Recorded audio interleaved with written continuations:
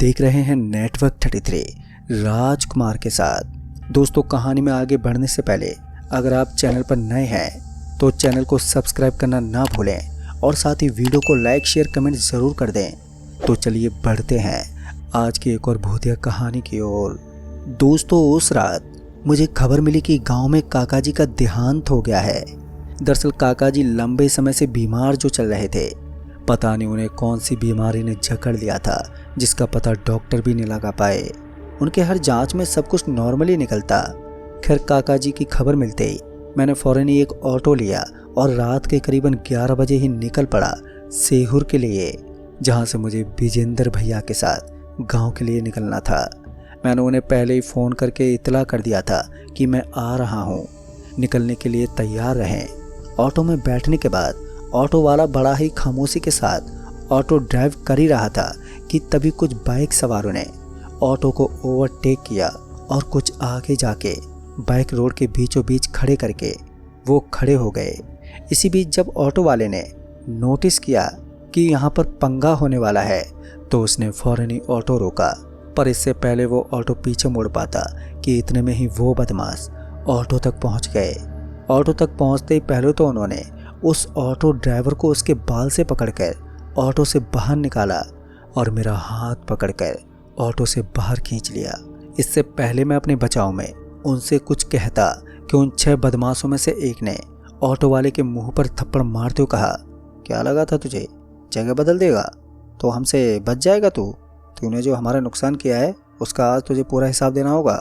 जिस तरह से वो बदमाश लड़के उस ऑटो ड्राइवर पर बरस रहे थे उससे साफ जाहिर हो रहा था कि वो एक दूसरे को जानते हैं। मुझे लगा कि ये उनका आपसी मामला है तो मुझे कुछ नहीं करेंगे। ये सोचकर मैं धीरे धीरे अपने कदम पीछे लेने लगा। पर कुछ कदम पीछे लेते ही उनकी नज़र मेरे ऊपर पड़ गई और नज़र पड़ते उन 6 में से एक दौड़ता हुआ मेरे पास आया और मुझे कस के झापड़ मारा और मेरे मुंह पर चिल्लाते बोला, अबे चूजे, हमने तुझे जाने को बोला, जो चुपचाप निकले जा रहा है तू यहाँ से। इससे पहले मैं अपनी सफाई में उनसे कुछ कह पाता कि तभी पीछे से किसी ने मेरी आंखों पर कपड़ा बांध दिया और फिर मेरे हाथों को भी बांध दिया। जिसके बाद उन्होंने मुझे ऑटो में डाला और वहाँ से मुझे लेकर निकल पड़े। मैं डर के मारे उनसे मुझे छोड़ने की गुजारिश करता रहा, पर वो जवाब की जगह कभी थप्पड़ मारते तो कभी लात घूसे। इसी बीच मुझे एहसास हुआ कि ऑटो ने हाईवे का रास्ता छोड़ दिया है, क्योंकि अब ऑटो में काफ़ी झटके लग रहे थे, जिसका मतलब था कि ऑटो अब किसी कच्चे रास्ते पर चल रहा है। काफ़ी देर तक उसी कच्चे रास्ते पर चलने के बाद ऑटो रुकी और ऑटो के रुकते उन कमीनों ने मुझे घसीटते हुए ऑटो से पहले बाहर फेंका, फिर मेरे मुंह पर पेशाब करने लगे वो। दोस्तों, उस वक्त मैं जो फील कर रहा था वो मैं आपको बता भी नहीं सकता, क्योंकि उस एहसास को बता सकूं ऐसा कोई शब्द ही नहीं बना। खैर, इसके कुछ देर के बाद उन बदमाशों ने मेरे आँख से वो कपड़ा तो खोल दिया, पर आँख से कपड़ा हटते ही सामने जो मैंने देखा वो बहुत ही ज़्यादा भयानक था। दरअसल उन लोगों ने उस ऑटो ड्राइवर को पीट पीट कर अधमरा कर दिया और अब उसके गले में रस्सी बांधकर उसे पेड़ के डाली से लटकाने की तैयारी कर रहे थे। मतलब कि मेरी मौत भी अब तय हो चुकी थी। मैंने बचने के लिए अपने चारों तरफ नज़र घुमाई तो मैंने पाया कि ये कोई जंगल है। चारों तरफ बस पेड़ और कटीली झाड़ियाँ ही थी। बीच में थोड़ी सी जगह थी जहाँ पर हम लोग थे। अभी मैं वहाँ से निकलने के लिए मौके की तलाश ही कर रहा था कि तभी वो 6 के 6 बदमाश उस ऑटो ड्राइवर को फांसी देने के लिए रस्सी को पेड़ की डाली से बांधकर उस ड्राइवर को लटका दिया और ऑटो ड्राइवर ने मेरे सामने ही तड़पते हुए दम तोड़ दिया। उस ऑटो ड्राइवर को फांसी देने के बाद वो हरामी लड़के मेरी तरफ बढ़े, मतलब कि अब मेरी बारी थी मरने की। पर इससे पहले वो मेरी तरफ बढ़ते कि तभी वो अचानक से अकड़ गए, मतलब कि अब वो जहाँ थे वहीं जम गए। अब वो सभी जरा से भी हिल डुल नहीं पा रहे थे। अभी मैं यही सोच रहा था कि कहीं ये हरामी कोई ड्रामा तो नहीं कर रहे हैं कि फिर इसी बीच मुझे उनके पीछे एक आदमी दिखा जिसके गले से रस्सी बंधी हुई थी। अभी मेरी नज़र उस आदमी पर पड़ी ही थी कि तभी एक झटके से वो रस्सी जो उस आदमी के गले में थी वो हवा में उठा और उन 6 बदमाशों के गले से जा बंधी। जिसके बाद वो आदमी उन 6 बदमाशों को अपने साथ खींचता हुआ वहाँ से ले गया वहीं मैं वहाँ ज़मीन पर पड़ा कांपता ही रहा, क्योंकि जो मेरे आंखों के सामने हुआ था उस पर विश्वास करना नामुमकिन था मेरे लिए। खैर इसी बीच मुझे ट्रेन की हॉर्न की आवाज़ सुनाई पड़ी, जिससे मुझे अंदाज़ा हो गया कि यहीं कहीं रेलवे ट्रैक है। लिहाजन मैं वहाँ से उठा और उस हॉर्न की आवाज़ की तरफ चल पड़ा। हालांकि मेरे हाथ अभी भी बंधे हुए थे, पर इसके बावजूद मैं बस उस ट्रेन की आवाज़ की दिशा की ओर भागता रहा।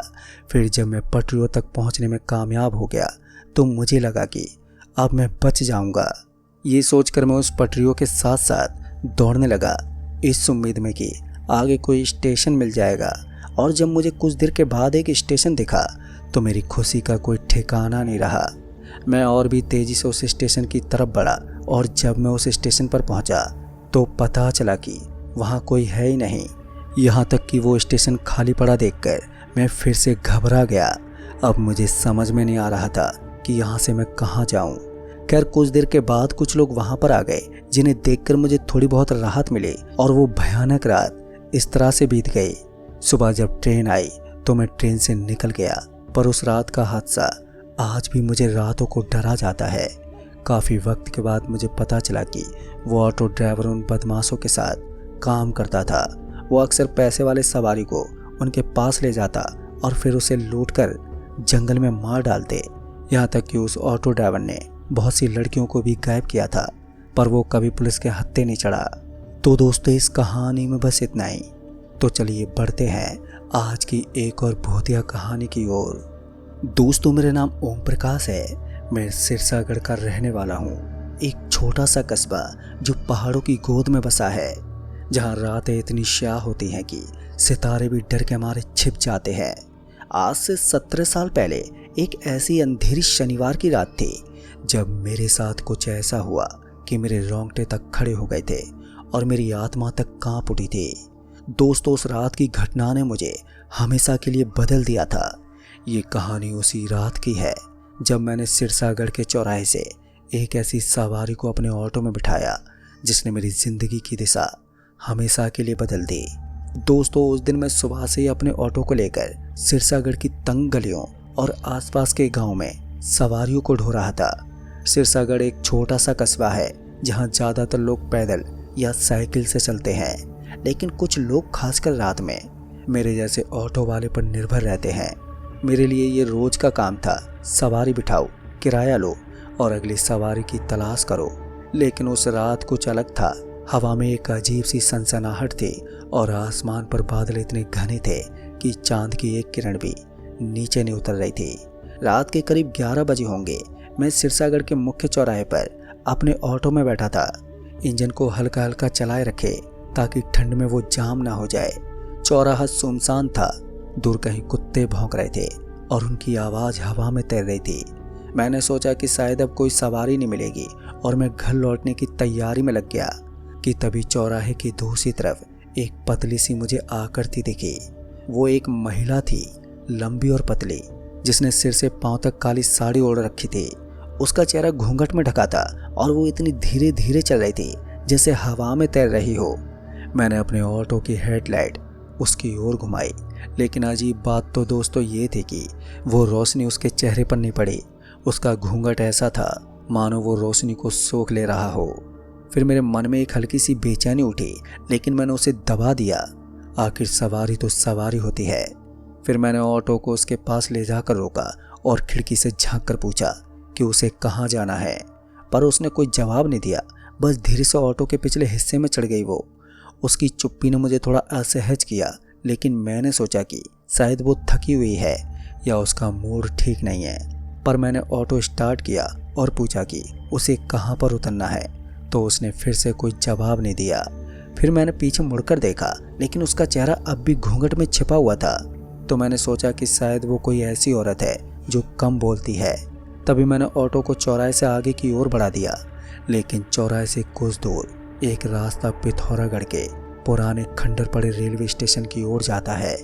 ये स्टेशन सालों से बंद पड़ा था। कहते हैं कि वहाँ कभी एक भयानक हादसा हुआ था, जिसके बाद से स्टेशन को छोड़ दिया गया। लोग उस रास्ते से रात में जाने से डरते थे। तभी मैंने हमेशा उस रास्ते से बचने की कोशिश की थी, लेकिन उस रात जैसे ही मैं चौराहे से आगे बढ़ा तो मेरा ऑटो अपने आप ही उस रास्ते की ओर मुड़ गया। लेकिन मैंने स्टीयरिंग को जोर से घुमाने की भी कोशिश की, पर वो स्टीयरिंग जाम हो गया था। मेरे हाथ स्टीयरिंग पर थे, लेकिन वो मेरे नियंत्रण में नहीं था। ऑटो की गति धीरे धीरे बढ़ने लगी थी और मैं पसीने से तर हो गया। फिर मैंने पीछे मुड़कर उस महिला को देखा, लेकिन वो अब भी चुपचाप बैठी थी, जैसे उसे कुछ पता ही ना हो। फिर मेरे मन में एक अजीब सा डर समा गया, क्योंकि ये सामान्य नहीं था। मैंने ब्रेक लगाने की भी कोशिश की, लेकिन ब्रेक भी काम नहीं कर रहे थे। पर ऑटो उस खंडर स्टेशन की ओर बढ़ने लगा था।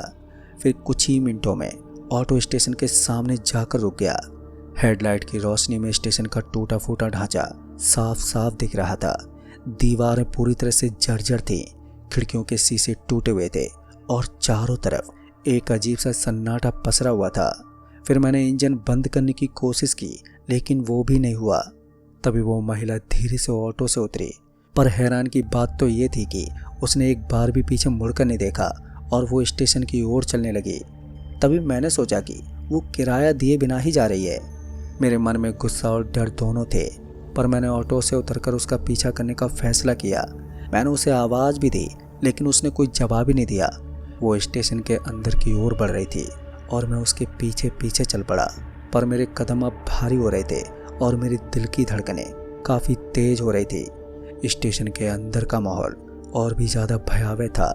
हवा में एक ठंडी सी रहन थी और दीवारों से पानी टपकने की आवाज़ गूंज रही थी। मैं उस महिला के पीछे स्टेशन के एक लंबे गलियारे में पहुंच गया। उस गलियारे में अंधेरा था और मेरी टॉर्च की रोशनी भी उस अंधेरे को चीर नहीं पा रही थी। तभी वो महिला एक पुराने प्लेटफार्म की ओर मुड़ी, तो मैं उसके पीछे पीछे चलता रहा। प्लेटफार्म पर एक टूटी हुई बेंच थी और उसके पास एक पुराना लैंप पोस्ट, जो शायद कभी रोशनी देता होगा। अब वो खामोश पड़ा था। वो महिला अचानक से रुक गई और उसने धीरे धीरे अपना घूंघट उठाया, और फिर जो मैंने देखा वो मेरे लिए किसी खौफ से कम नहीं था। दोस्तों, उसका चेहरा ही नहीं था। जहाँ चेहरा होना चाहिए था, वहाँ सिर्फ एक काला गहरा गड्ढा था, जिसमें से एक ठंडी हवा निकल रही थी और मेरे पैर जम गए। मेरी चीख गले में ही अटक गई और उसने मेरी ओर देखा, या शायद उस गड्ढे ने, और फिर वो धीरे धीरे हवा में गायब होने लगी। मैं वहाँ से भागना चाहता था, लेकिन मेरे पैरों ने मेरा साथ ही नहीं दिया। मेरे चारों तरफ हवा में एक फुसफुसाहट शुरू हो गई, जैसे कोई मेरे कान में कुछ कह रहा हो। तभी मैंने अपने कानों को बंद कर लिया, लेकिन वो आवाज़ मेरे दिमाग में गूंजने लगी। मैं किसी तरह हिम्मत जुटाकर वहाँ से भागा। मैंने पीछे मुड़कर भी नहीं देखा। मैं बस दौड़ता ही रहा जब तक कि मैं स्टेशन के बाहर नहीं पहुँच गया। लेकिन जब मैं अपने ऑटो के पास पहुँचा तो वो वैसा ही खड़ा था जैसा कि मैंने उसे छोड़ा था। इंजन भी अब चुप था और स्टीयरिंग भी सामान्य लग रहा था। फिर मैंने ऑटो स्टार्ट किया और पूरी रफ्तार से सिरसागढ़ की ओर भागा। रास्ते में मेरे दिमाग में बार बार वही चेहरा और वो गड्ढा लगातार घूम रहा था, लेकिन मैंने उस रात किसी को कुछ भी नहीं बताया। मैं अपने घर पहुंचा और बिस्तर पर लेट गया, लेकिन नींद मेरे आंखों से कोसों दूर थी। और फिर अगले दिन मैंने उस स्टेशन के बारे में कुछ पुराने लोगों से पूछा, तो उन्होंने बताया कि सालों पहले उस स्टेशन पर एक औरत की ट्रेन के नीचे आकर मौत हो गई थी। कहते हैं कि वो औरत रात में उस स्टेशन पर भटकती है और जो भी उसे अपनी गाड़ी में बिठाता है तो वो उसे उस स्टेशन पर लेकर जाती है।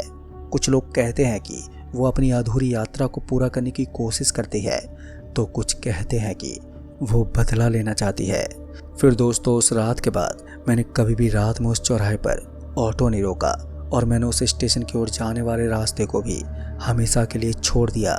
लेकिन वो घटना मेरे दिमाग में एक साए की तरह बसी हुई है। हर बार जब मैं रात में ऑटो चलाता हूँ तो मुझे लगता है कि कोई मेरे पीछे बैठा है, कोई जो शायद फिर से मुझे उस खंडर स्टेशन की ओर ले जाना चाहता है। पर मैंने उस औरत को कभी नहीं देखा, लेकिन उसकी मौजूदगी को मैं आज भी महसूस करता हूँ। सिरसागढ़ की रातें अब भी वैसे ही शाह हैं और उस चौराहे पर अब भी लोग उस भूतिया सवारी की कहानियाँ सुनाते हैं। मेरे लिए वो सिर्फ एक कहानी नहीं थी, बल्कि वो मेरी ज़िंदगी का वो सच था जिसने मुझे हमेशा के लिए बदल दिया। तो दोस्तों, इस कहानी में बस इतना ही। कहानी आपको पसंद आई हो तो वीडियो को लाइक शेयर कमेंट ज़रूर कर दें। तो मैं आपका दोस्त राजकुमार जल्द ही मिलूँगा ऐसी एक और डरावनी भूतिया कहानी के साथ। तब तक के लिए बाय एंड टेक केयर।